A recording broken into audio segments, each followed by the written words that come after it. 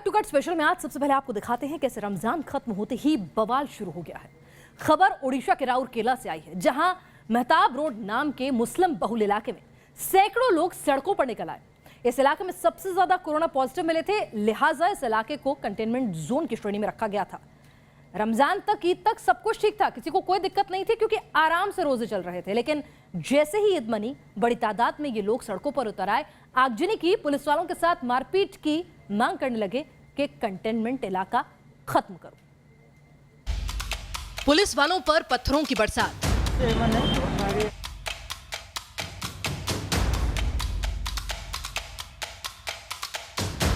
बीच सड़क पर नफरत की आग,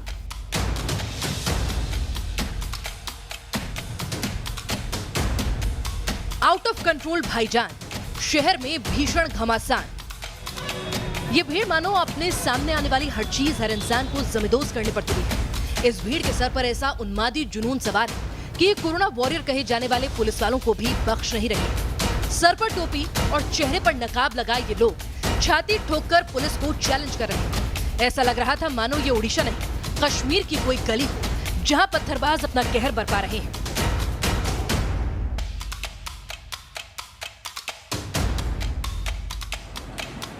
ये भीड़ है राउरकेला के मुस्लिम बहुल इलाके मेहताब रोड की। मेहताब रोड पर जो कुछ हुआ उसने सबको सन्न कर दिया। कल तक ईद पर अमन की दुआएं पढ़ी जा रही थी और आज गुस्से और नफरत का जलजला सड़कों पर नजर आ रहा था। मेहताब रोड पर सैकड़ों लोग सड़कों पर निकल आए और बेतहाशा हिंसा को अंजाम देने लगे, जिसे देखकर बस यही लगा, रमजान खत्म होते ही चालू हो गया बवाल। इस हिंसा की वजह सुनेंगे तो आपको भी लगेगा कि इस आगजनी और पथराव की कोई ठोस वजह थी ही नहीं। पहले जान लीजिए मुस्लिम बहुल मेहताब रोड की हकीकत। मेहताब रोड में 37 कोरोना पॉजिटिव मरीज मिले, जो जिले में सबसे ज्यादा थे। एहतियातन मेहताब रोड को कंटेनमेंट जोन में डाला गया। रमजान के दौरान और ईद तक सब कुछ ठीक ठाक था, लेकिन ईद खत्म होते ही लोग इलाके को कंटेनमेंट जोन से बाहर निकालने की मांग करने लगे। पुलिस और प्रशासन ने ये बेतुकी मांग नहीं मानी तो मेहताब रोड की भीड़ हिंसक हो गई। सबसे पहले जबरन पुलिस के बैरिकेड हटाने की कोशिश की गई। बैरिकेड गिरने की आशंका देखते ही पुलिस बल ने आंसू गैस का इस्तेमाल किया। आंसू गैस के जवाब में भीड़ ने पत्थरों की बरसात की, टायरों में आग लगाकर रास्ता जाम कर दिया ताकि पुलिस वाले आगे न बढ़ सके।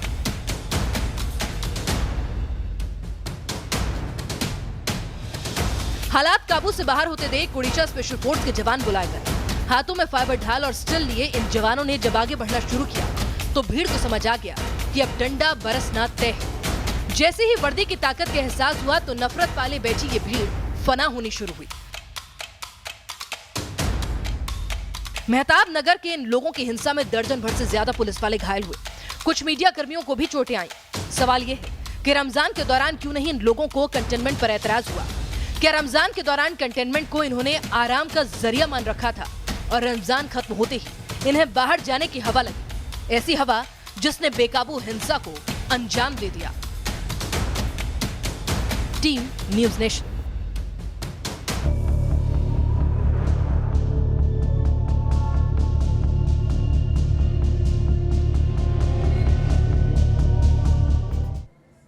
अब बात आज के दूसरे स्पेशल की करते हैं। क्या भारत में कम्युनिटी ट्रांसमिशन का आगाज हो गया है? क्या भारत में कोरोना का ग्राफ अपनी पीक पर जा रहा है? इन सवालों के उठने की वजह है भारत में बेतहाशा बढ़ते केसेस। मंगलवार सुबह जब कोरोना के आंकड़े आए तो पता चला कि देश में एक दिन में तकरीबन 7,000 से ज्यादा लोग कोरोना पॉजिटिव हैं और अब प्रशासन ने ठान लिया है कि एक सर्वे कराएगी और पता लगाएगी क्या भारत में कम्युनिटी ट्रांसमिशन की शुरुआत हो गई है।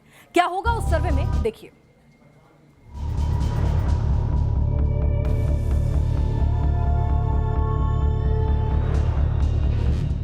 भारत में कोरोना ने तोड़े सारे रिकॉर्ड।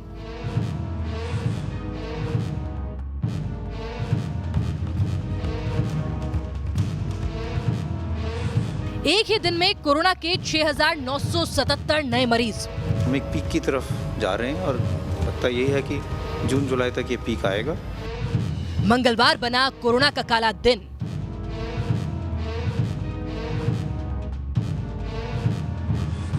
मंगलवार सुबह जब लोगों ने अखबार पढ़ा तो हेडलाइन देख सबके होश फाख्ता हो गए। भारत में एक दिन के अंदर कोरोना के सबसे ज्यादा मरीज मिले थे। सोमवार से मंगलवार सुबह तक देश में कोरोना के लगभग 7,000 मरीज मिले। इस हेडलाइन के बाद ही लोगों के अंदर डर बैठ गया। कुछ सवाल उठे। सवाल ये कि क्या इतना बड़ा आंकड़ा कोरोना की कम्युनिटी ट्रांसमिशन की तरफ इशारा करता है? क्या एक दिन में 6,977 केस इशारा करते हैं कि कोरोना अब अपनी पीक की तरफ जा रहा है? क्या देश पर कोरोना का खतरा बढ़ता जा रहा है? कम्युनिटी ट्रांसमिशन के कयास इसलिए भी बढ़े क्योंकि इस बाबत ICMR यानी Indian council of medical research ने भी जांच आगे बढ़ाने का दम भरा है। खबरों के मुताबिक कम्युनिटी ट्रांसमिशन का पता लगाने के लिए ICMR देश के 10 हॉटस्पॉट शहरों का सर्वे कराने जा रही है। इन शहरों में मुंबई, दिल्ली, पुणे, अहमदाबाद, ठाणे, इंदौर, जयपुर, चेन्नई और सूरत शामिल हैं। इन शहरों के साथ ही साथ देश के 60 और जिलों को कम्युनिटी ट्रांसमिशन जांचने के सर्वे में शामिल किया जाएगा। इन शहरों और जिलों में प्रति 10 लाख की आबादी पर संक्रमण के मामलों को जांचा जाएगा। इन सभी इलाकों को 4 कैटेगरी में रखा गया है, जिन्हें 0, लो, मीडियम और हाई कहा जाएगा। हर जिले से 10 रैंडम क्लस्टर पहचाने जाएंगे और इन इलाकों के घरों से सैंपल लिए जाएंगे। हर जिले में 10 क्लस्टर चिन्हित किए जाएंगे। हर क्लस्टर से 400 लोगों का ब्लड सैंपल लिया जाएगा। अगर 60 जिलों की बात करें तो कुल 600 क्लस्टर होंगे और हर क्लस्टर में 400 लोगों से गुणा कर दिया जाए तो कुल 24,000 टेस्ट किए जाएंगे। सवाल ये भी उठता है कि 132 करोड़ की आबादी के बीच क्या 24,000 टेस्ट से कम्युनिटी ट्रांसमिशन की सही पहचान हो जाएगी? जानकारों का मानना है कि जब इतने केस बढ़ जाएंगे तो कम्युनिटी ट्रांसमिशन को जांचना बेहद जरूरी हो जाता है। अगर कोरोना के केस इतनी तेजी से बढ़े हैं तो एक सवाल ये भी उठता है कि क्या भारत में कोरोना पीक की तरफ जा रहा है, यानी कोरोना ग्राफ की सबसे ऊंची पोजीशन। इसी सवाल को लेकर हम डॉक्टर्स के पास गए कि क्या कोरोना का पीक आने वाला है और अगर हाँ तो इसका असर क्या होगा। कुछ एरिया में देश में कम्युनिटी ट्रांसफर शुरू हो चुका है। अब दिल्ली शहर को देखिए, रोज जिस तरीके से नंबर बढ़ते जा रहे हैं उसके बाद भी सारी एक्टिविटीज अलाउड है, तो यहाँ पे कम्युनिटी ट्रांसफर तो सबसे पहले शायद शुरू होगा। मुंबई में शायद कम्युनिटी ट्रांसफर शुरू हो चुका है, तो वही हाल होगा जो स्पेन का हुआ था, ईरान का हुआ था, जो अमेरिका का हुआ था। 22 मई से लगातार देश में रोजाना कोरोना के 6,000 से ज्यादा केस सामने आ रहे हैं, यानी पिछले 4 दिनों के अंदर कोरोना के करीब 25,000 नए मामले मिले हैं। लॉकडाउन खत्म होने को है और मामलों में इजाफा हो रहा है। यही वजह है कि अब कोरोना काल का डर लोगों के अंदर बढ़ता जा रहा है। Team news nation.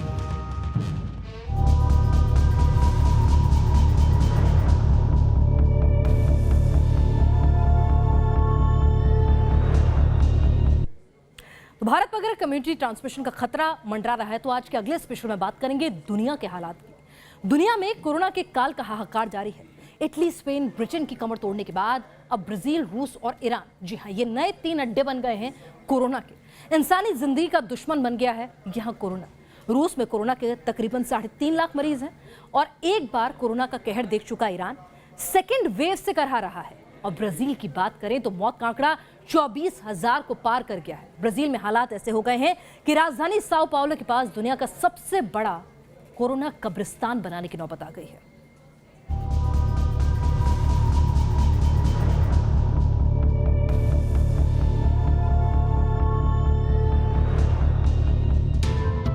Brazil, corona के 3,77,000 मामले और 23,522 मौत।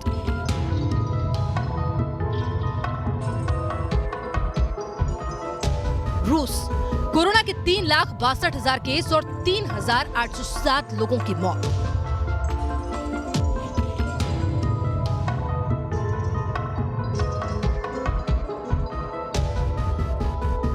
ईरान, कोरोना के 1,38,000 मामले और 7,451 लोगों की मौत।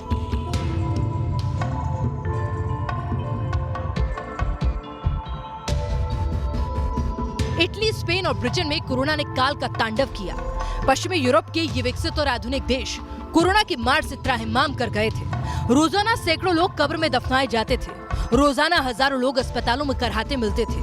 और अब कोरोना ने अपना फन फैलाया है ब्राजील, रूस और ईरान पर। ब्राजील में कोरोना का कहर और डर किस हद तक फैल चुका है, समझना है तो इन तस्वीरों को देखिए। वीडियो राजधानी साओ पाउलो के नजदीक एक जंगल का है, जिसे काटकर एक बड़ा कब्रिस्तान बनाया जा रहा है। तस्वीरों में आप देख सकते हैं इस कब्रिस्तान में कितनी कब्रें हैं। 1, 2, 3, 4, 5 गिनते चले जाइए। उंगलियां कम पड़ जाएंगी लेकिन कब्रों की गिनती कम नहीं होगी। यह कब्रिस्तान ही बताने के लिए काफी है कि ब्राजील में कोरोना का डर किस कदर फैला हुआ है। 2 महीने से ज्यादा का वक्त बीत चुका है, लेकिन ब्राजील में कोरोना कम होने का नाम नहीं ले रहा। पिछले 24 घंटों के दौरान ब्राजील में कोरोना के 11,867 मामले सामने आए हैं। WHO ने भी कह दिया है कि ब्राजील समेत पूरा दक्षिण अमेरिका कोरोना का नया एपिसेंटर बन गया है, यानी ब्राजील को कोरोना से जल्द मुक्ति नहीं मिल सकती। ब्राजील की सरकार कोरोना के सामने मानो घुटने टेक चुकी है और इस महामारी ने ब्राजील में नई राजनीतिक उथल-पुथल पैदा कर दी है, जहां कोरोना से मरती जनता ने राष्ट्रपति के खिलाफ सड़कों पर मोर्चा खोल दिया है। रूस। दुनिया के सुपर पावर कहे जाने वाले रूस ने कभी सोचा भी नहीं था कि एक वायरस रूस को इस कदर हिला देगा। पुतिन सरकार की लाख कोशिशों के बावजूद रूस में कोरोना काबू में नहीं आया। 4,000 से ज्यादा मौत हो चुकी है। जो रूस पहले इटली की मदद कर रहा था, वो अब खुद हाथ फैलाकर डॉक्टर और मेडिकल उपकरणों की गुहार लगा रहा है। 1 मई से लेकर अब तक एक भी दिन ऐसा नहीं आया जब रोजाना कोरोना के 8,000 से ज्यादा नए मामले सामने न आए। सबसे बुरे हाल राजधानी मॉस्को के हैं, जहां 3 लाख से ज्यादा कोरोना पीड़ित मिल चुके हैं। मामलों की तुलना में रूस की मौत की दर भले ही कम है, लेकिन रूस का ज्यादातर हिस्सा ऐसा है जहां मेडिकल सुविधाएं ना के बराबर हैं। यही डर पुतिन की नींद उड़ाए हुए है। अगर मॉस्को से बढ़कर ये वायरस दूसरे इलाकों तक फैला तो पुतिन के लिए रूस को कोरोना से बचाना नामुमकिन हो जाएगा। ईरान में मानो कोरोना की दूसरी सुनामी आई। अप्रैल के आखिरी हफ्ते तक ईरान में कोरोना वायरस के मामले औसतन हर दिन 1000 से कम हो गए थे, लेकिन मई क्या आई, अपने साथ मानो कोरोना की तबाही लाई। मई के महीने में ईरान एक बार फिर कोरोना वायरस की चपेट में आ गया। 4 मई से लेकर 25 मई तक हर दिन ईरान में कोरोना वायरस के 1000 से ज्यादा मामले सामने आए हैं, यानी 20 दिन के अंदर ईरान में कोरोना वायरस के तकरीबन 25,000 केस मिले हैं। कोरोना के पहले अटैक में ईरान तहस नहस हो गया। सड़कों पर लाशें पड़ी नजर आती थी। अगर कोरोना का दूसरा अटैक जल्द नहीं रुका तो ईरान का तबाह होना तय है। Team news nation.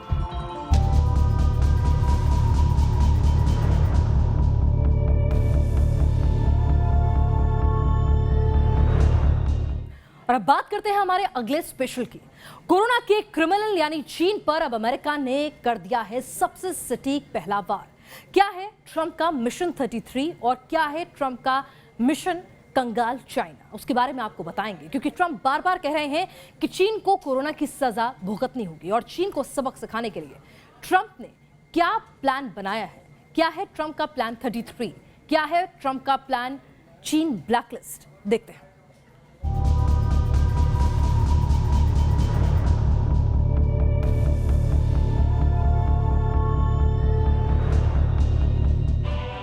जब ट्रंप करेंगे कंगाल तो ड्रैगन होगा बेहाल।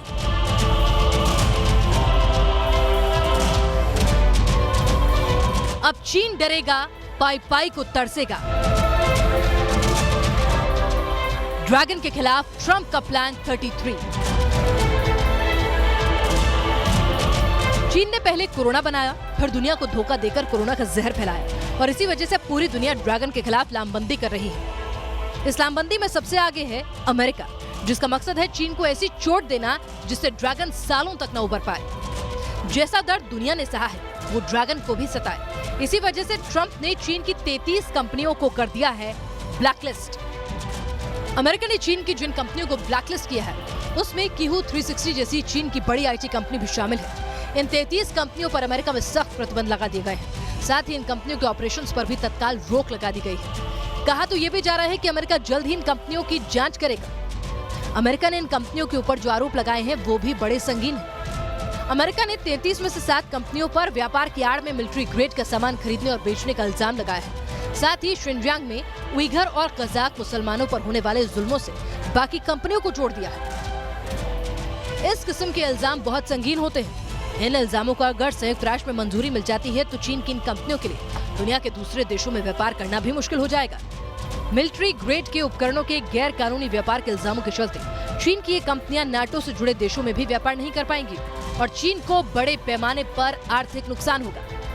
यानी ट्रंप ने एक तीर से 3 शिकार कर दिए हैं। चीन और अमेरिका के बीच छिड़े से आर्थिक युद्ध का फायदा भारत को हो सकता है। चीन की अर्थव्यवस्था मैन्युफैक्चरिंग और सर्विस सेक्टर पर टिकी है। दूसरे देशों की कंपनियां चीन में कारखाने चलाती हैं, जिससे चीन की कमाई होती है। अगर दूसरे देशों की कंपनियां चीन से हटी तो इतने बड़े पैमाने पर कारखाने और कामगार सस्ती दरों पर सिर्फ भारत में मौजूद है। साथ ही भारत का सर्विस सेक्टर भी मजबूत है। दुनिया के इन्हीं बदलते हालात का जिक्र पीएम मोदी ने अपने भाषण में किया था, जब उन्होंने कहा था, आपदा में अवसर छिपा है। जानकारों का भी मानना है कि अगर भारत को आर्थिक महाशक्ति बनना है तो ये एक सुनहरा मौका है। तो आने वाले टाइम में हमें ये देखना होगा कि हम किस तरीके से अपना जो ट्रेड डेफिसिट है चाइना के साथ उसको बैलेंस करें, उसको एक नॉर्मल ट्रैजेक्टरी में लेकर आएँ, और जो यूएस जो हमारा सबसे बड़ा एक्सपोर्ट डेस्टिनेशन है उसके लिए हम और किस तरीके से सुदृढ़ तरीके से हम ज़्यादा से ज़्यादा अपॉर्चुनिटीज देख सकते हैं। चीन का नुकसान भारत का फायदा बन सकता है। अगर ट्रंप समेत यूरोपीय देशों ने चीन से दूरी बनाई तो यूरोप के निवेश की अगली मंजिल भारत ही होगी। यही है वो चांस जब भारत आगे बढ़ेगा और ड्रैगन पाई पाई को तरसेगा। Team news nation.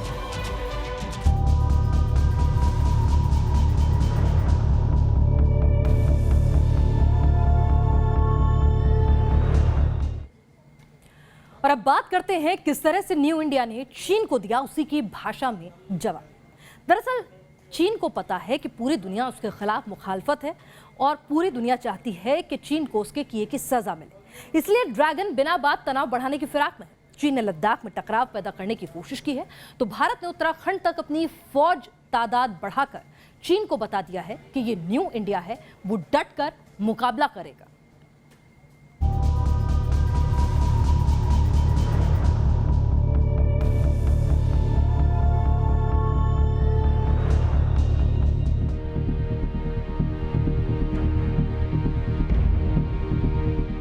चीन ने बजा दी है जंग की रणभेरी।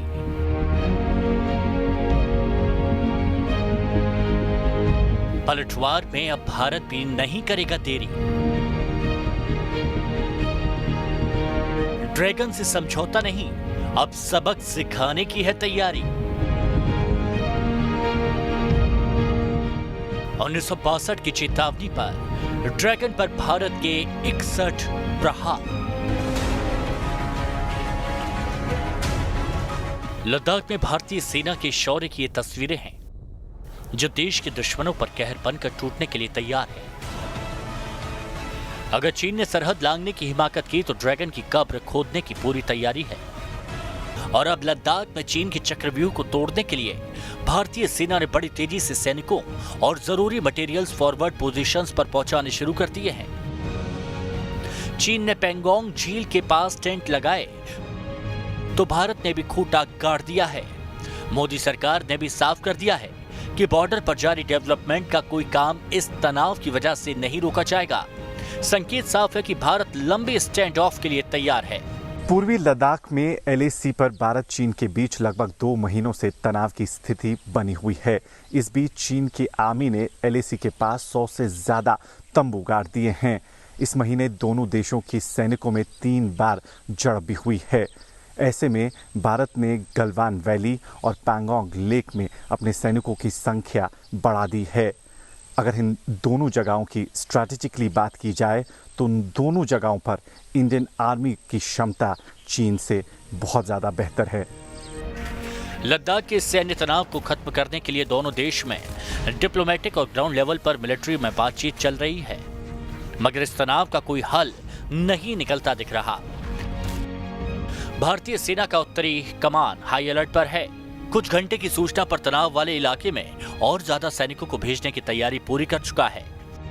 भारतीय पोस्ट KM-120 के पास भारतीय सेना ने सैन्य साजो सामान पहुंचा दिए हैं। इसके अलावा चीन से सटे भारतीय सीमा में इंफ्रास्ट्रक्चर का काम भी तेज कर चुका है।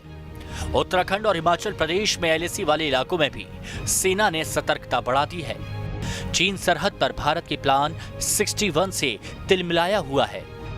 चीन से सटे बॉर्डर एरिया में भारत रणनीतिक तौर पर बेहद अहम 61 सड़कें बना चुका है और बाकी के 211 सड़कों पर तेजी से काम हो रहा है। पिछले 4 साल में भारत ने पूरे LAC पर सड़कें और लैंडिंग स्ट्रिप बिछाने का काम किया है। इससे भारतीय सैनिकों का LAC पहुंचना बेहद आसान हो गया, जिससे चीन को उसकी नापाक हरकतों का माकूल जवाब फौरन मिल जाता है।